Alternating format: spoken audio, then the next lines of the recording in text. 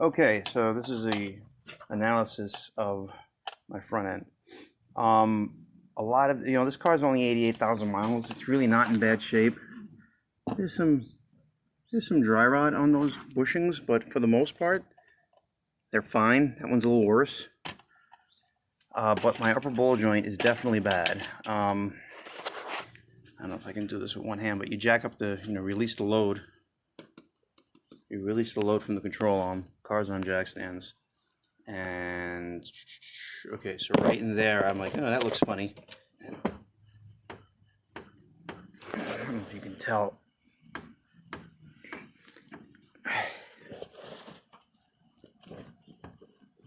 You can hear the noise. It's actually thumping right there. But this car was going kind of all over the place because also it has play this way in the form of a idler arm, but probably the center link is messed up as well. Less likely to have problems with the center link, but this ball joint, I was actually turning a lane. I had to keep overcompensating for this. In fact, you can see the whole control arm move now.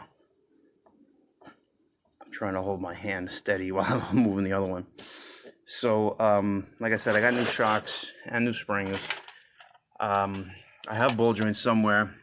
You start looking at everything, though, like, that's kind of old. And then you look at the caliper, which brakes are working fine. Somebody changed these rotors at one time.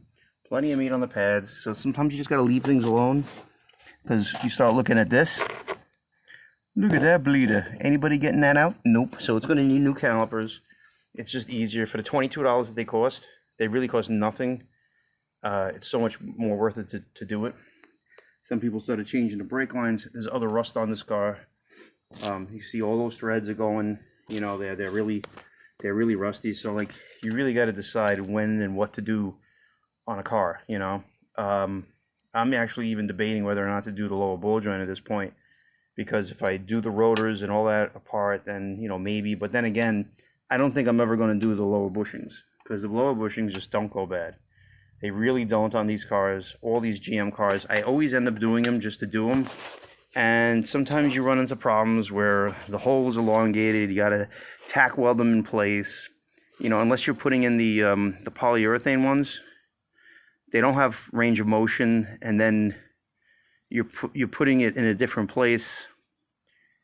You got to make sure that when you tighten it, you put it in a certain place. Like, you leave them loose, you let the car on the ground, and you tighten those nuts. You do that anyway.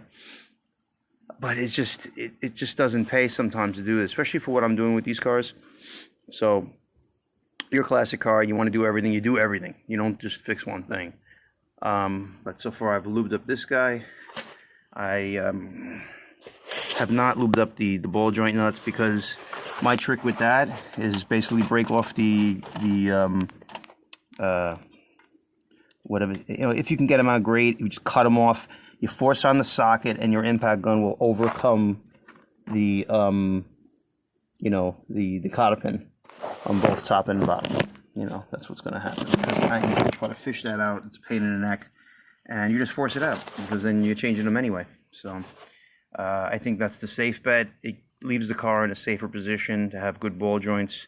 Like I said, the bushings are not really entertaining me right now, particularly the upper ones, because the alignment never goes back the same way that it did. Not that it really will, but it's going to be more close to being on target. I can count, I can put the same shims I got back in. I get all that. And you know what? I may just say, fuck it, undo it. But it's not fun. And to do it all in one day is another thing, So there's a whole stack of shims over there. They fall down. You don't remember. You can't really count them now. You'd have to clean it all off and go crazy.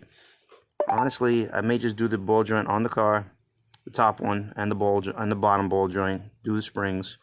But right now I also lubed up that nut, but I've spun it and spun it and spun it. It has not come out. So this is going to be my trick for that. So you have a good, impact socket 9/16, and this is a snap-on extension. This is like the only snap-on thing I own. A lot of my stuff got stolen a long time ago, but I I've broken more snap-on sockets than I have of almost any other brand. But this is the trick. If you can't get the top bolt out, you know, which here's the other thing. I have it jacked up right now. So if you have it jacked up, you have a load released off it, off the shock. So that's got to come down anyway. So now I just let it down. So maybe I should try one last time with the gun to see if I get it out. But what you do with this, you put the socket on and you bend it. You bend it back and forth, like bending a piece of metal until it breaks. That's basically what you do. You just keep bending it back and forth. And even sometimes you got to bend it. If you can only bend it in one direction, you bend it, you turn it 180. You bend it, you turn it 180. And then it's just gonna snap off. And when that snaps off, boom, the shock comes right out. You just got the bottom bolts to contend with, which are usually not a problem on these cars. So I would still rather take it out with a gun because I lose less energy.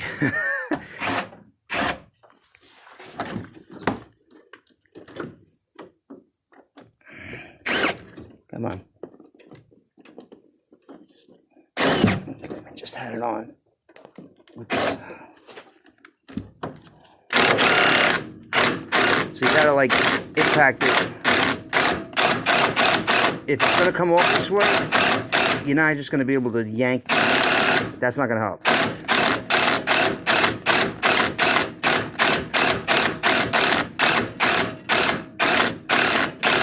Now, other than the ton of noise that makes, a lot of times it'll work, especially since the shocks have been changed once. But even though they look like they've been changed,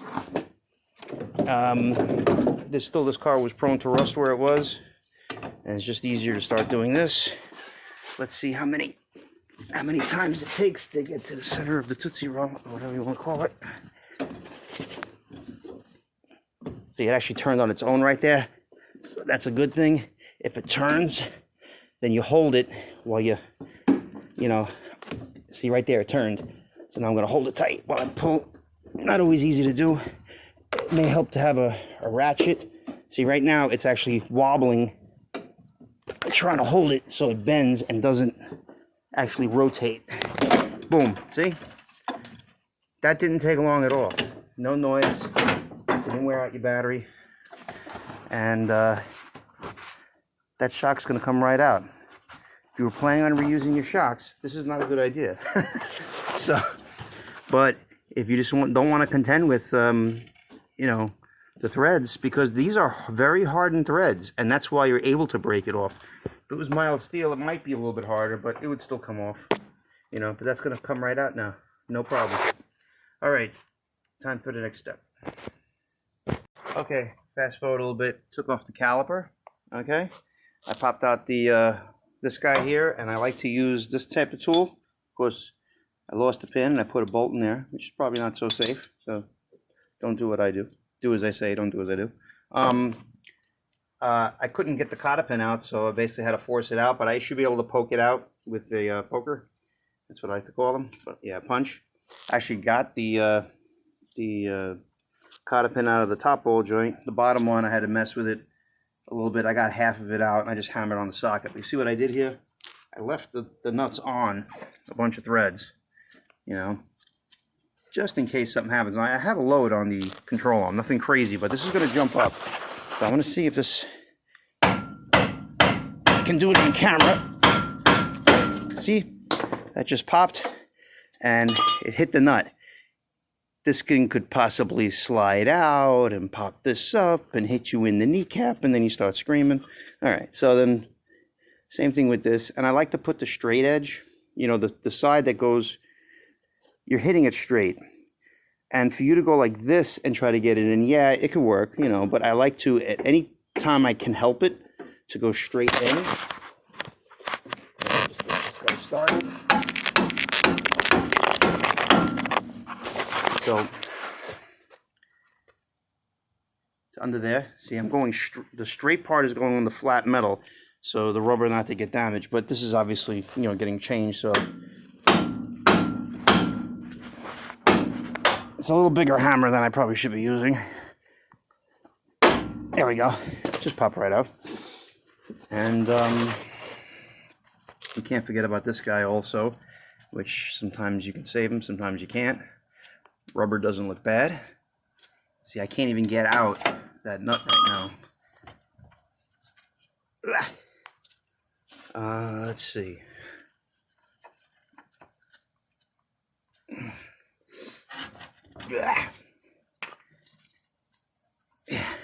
All right, so I'm gonna get that. I'm gonna get this guy out, and then I'll show you. I'm also gonna take out the shock, because right now it's self-explanatory. I probably should have taken out the shock first, with the load off of it, because now I have the jack blocking it. So I gave myself a little bit of conundrum because I'm trying to make a video, and then I forget my steps. But ultimately, that's the way you want to do this. This guy should come right out. You know, you just tap it with a hammer. Oh wait, I got the nut still in. Okay, so basically, once you get these nuts out, then, you know, things go better. And like I said, probably should have taken out the bottom bolts first for the shock, and you know, worry about all this afterwards. I can get other jack stand underneath there though. Not a big deal. No, not a big deal. But ultimately, if you want to give yourself less headache, you don't do what I just did. But we covered the top bolt for the shock. Hopefully these bottom two come right out and I get this guy out. Ultimately, even when this is together with the nuts in, you know, which I can actually do that right now. I can actually put this nut back in because the top nut is on and this guy's on. I can release all the load, take out the shock, and take out this guy because the jack will be out of the way, because you could put a gun under here. I could fit the gun under here probably, but it's just easier with the jack on, you know. But everything has its share of problems here, and this is why I like to jack up both sides when I do this, because the sway bar won't be, you know, bent. You know, you're fighting the other side when you have the car on opposite levels. You know, like if one tire is on the ground, this is off the ground, you're putting a lot of load on the sway bar and you're fighting it the whole time, and it can make your life hell, you know. So it even pays to actually take off the bar now on the other side, in some cases, you know, depending on what you're doing and what kind of car it is. But you always want to get that sway bar out of the way. It fights you, you know, horrendously. So I'm going to do that, and then I'll set it up again. I'll set up another video for this. Okay, so shock is out. It was easy, and I got this nut off. Actually, helps to spray everything in advance. But you see now, I jacked it up quite a bit and got the load off it. So this nut can come off. And get this nut here.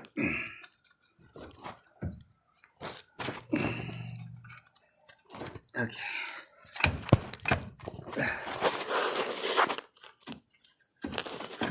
Okay.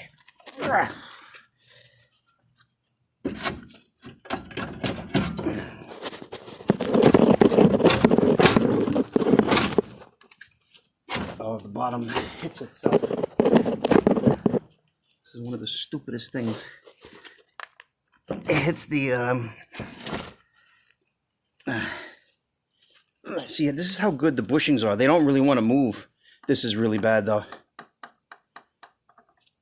But in order to get this off, you gotta kind of go in and get it up. You see, I actually was yanking on it there, and I made that. I don't know if I made it or somebody else had that little groove right there. So I'm gonna get the phone out off my hands, get this guy out, and I'll see when I start lowering it if this guy comes out. It may just be better I get a vice grip on it and start hitting that with the impact to try to get the whole bolt out completely, because I can just see it binding, and then you still got to get it back in. So that's another thing. So let me do that, and then I really like to film getting the spring out itself, but you really want it jacked up enough that you can really swing this all the way down. Now, this being said, it would be better, and I may have to do it anyway, it's better to loosen these bolts back here that hold the lower bushings, because even when you put it back in, it's not going to be in the same place that it was. Like I said, the bushings are not going to be bad. They really aren't. Even with a lot of dry rot, it just they're so rigid, they don't go anywhere. But when you force them in a new position, it may be a little funny. You also got to worry about this. You let the car down, it'll fucking pole vault on this and stick up. So yeah, now I can't get it past this jack. But in any case, if you zip tie it or something, you know, it would be probably better. Or just make sure you pull it up as you're letting the jack down, because the car might be up ever so slightly from that. So, all right, let me get this guy out. I need to use 2 hands, and I will probably even show you about taking out these rivets. It's just grinding them. That's really all it is. It should, you know, hopefully you guys know how to do some basic stuff, but it's really not that hard.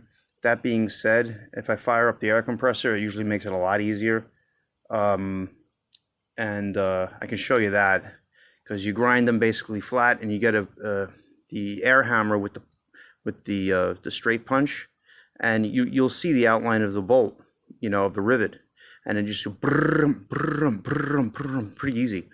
So I used to have better attachments, you know, for the air hammer, where I'd actually just take the chisel and just keep digging it, and it'll just cut straight off, and then I would go straight and I just force it all out.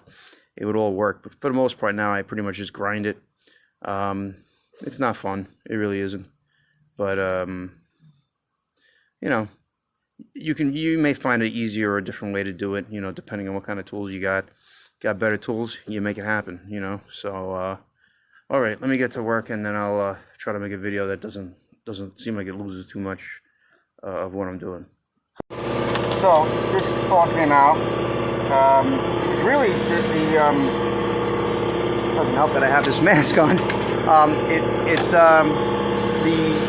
Looks like somebody, you know, was grinding the dust shield, so they like bent it way out of whack, and that's why I kept hitting it. But I don't know if that hole is supposed to be there, but it's there. It is what it is. It kind of looks like it's machined, but I don't recall them being like that. Anyhow, so I take the grinding wheel, but not a. You could use the grinder, but I use the cutoff, the thinner one, and you just get it right in the middle of each rivet, and you pretty much grind down to the ball joint. I take something like this guy, and I just knock off the high parts. And now I'm going to try the straight one, basically this guy here, and just try to poke the rivets right through. So let me make another video with that. So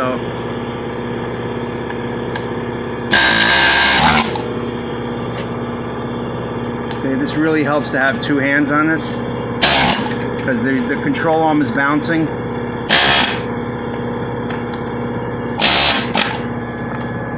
Also helps to grind it more, just to be certain, because then, you know, you can see the outline, and that's ultimately what I might have to do here.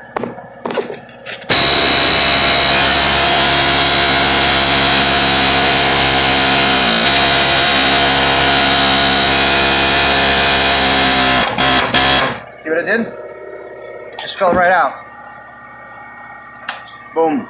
Okay, I'm not even 1 minute removed from that last video, and this thing is still stuck in there. That's basically it. You grind them, and there's 4 perfect holes in here. Pop, pop, pop, pop.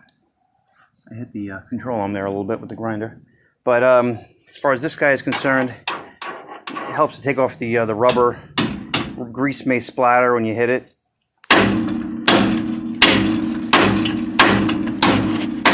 Boom.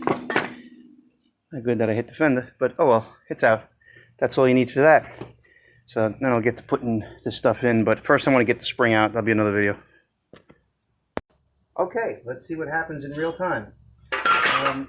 Doesn't help to have a little bit of a mess here, but I got a nice bar. I wouldn't use a regular wrecking bar. I would use a Wonder Bar. Doesn't move. Alrighty. So basically right now, I'm going to lower this down. And I probably went a little faster than I would like, and now I got, yeah, sure enough, I did exactly what I said I shouldn't have done. Oof. Okay. I don't know if you can see it, I put a zip tie for the other thing, but I should have probably done it for this too, but okay. So this is basically how you gotta get it, how I just pushed it back up. So right now, there's almost nothing holding it, you know? Now, you really can't get it in otherwise. And this is, you know, hopefully it doesn't hit my camera, but phone. This is basically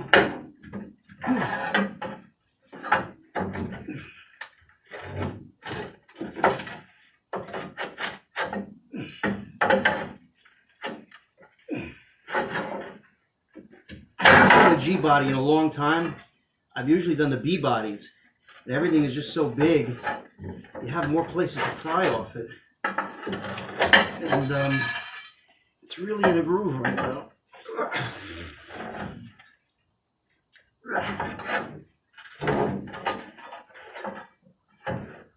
I guess if I die on camera, this is not going to make it to YouTube.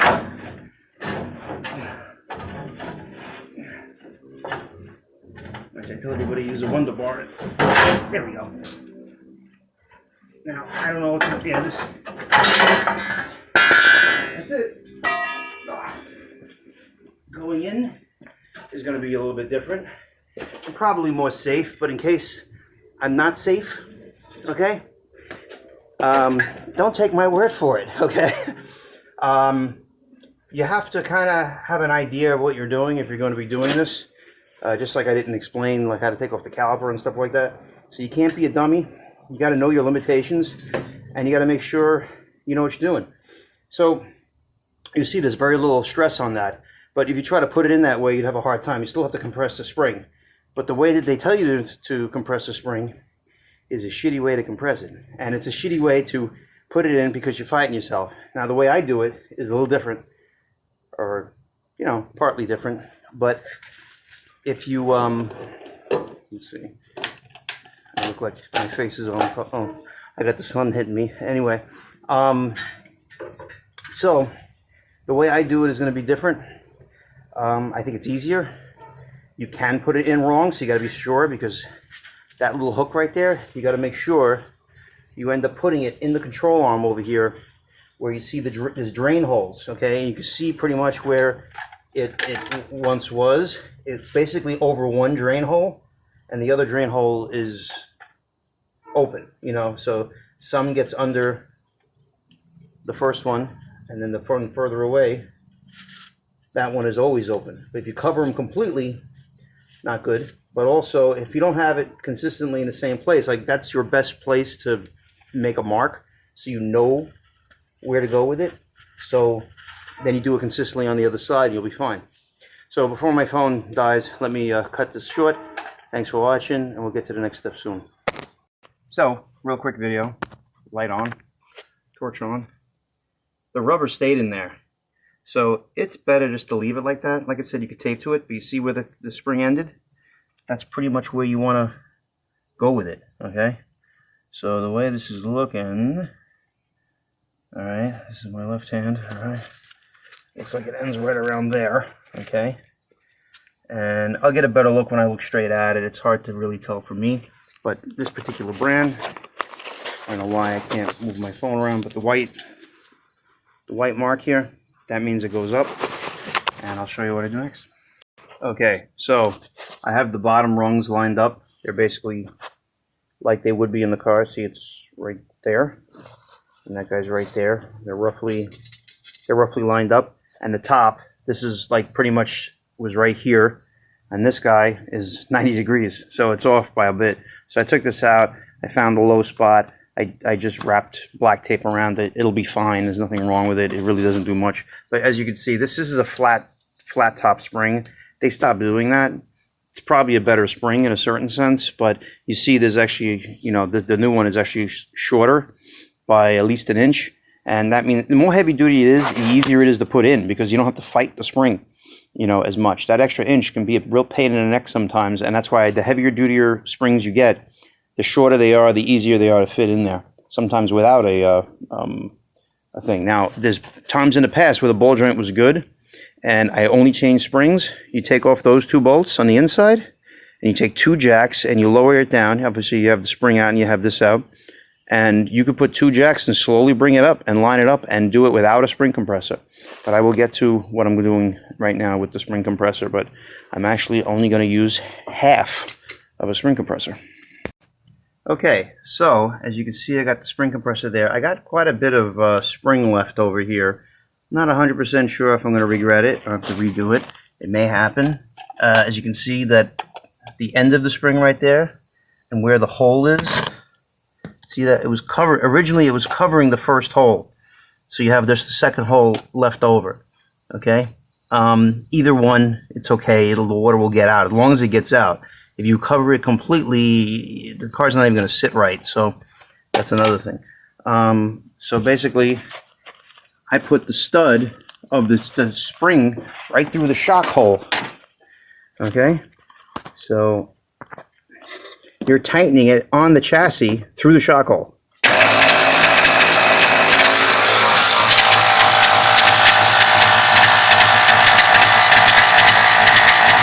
Now, the only thing I wasn't sure about, sometimes these spring compressors, they start to kind of grab it, you know, like it may start to arc the other way. You may want to put these things the other way, but I'm pretty sure it can get it either way. The main thing is, you know, and it's very secure, and you don't have to worry about something, you know, no matter what, it's not going anywhere. It's actually in the spring pocket. So to use two hands right now would be good to push this while I'm jacking it up at the same time.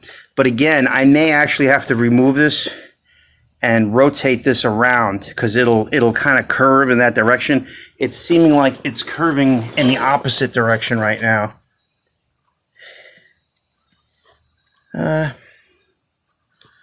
It's hard to tell 100%. It just kind of looks like it's going straight up, which is good too. But I think the short leg on the inside was the way to go. I think it'll pull. Because right now, I'm even looking at the stud. The stud is looking to pull this way. So if it pulls this way, then this side is shorter, right? It's longer. Yeah, it may have to go the other way. Because I remember doing this and it was like a lot closer to the hole there. But I got more to compress. I got a lot more to compress, in fact. So let's see what happens. All right, so I just have barely the jack under there. And that's also good for a safety thing.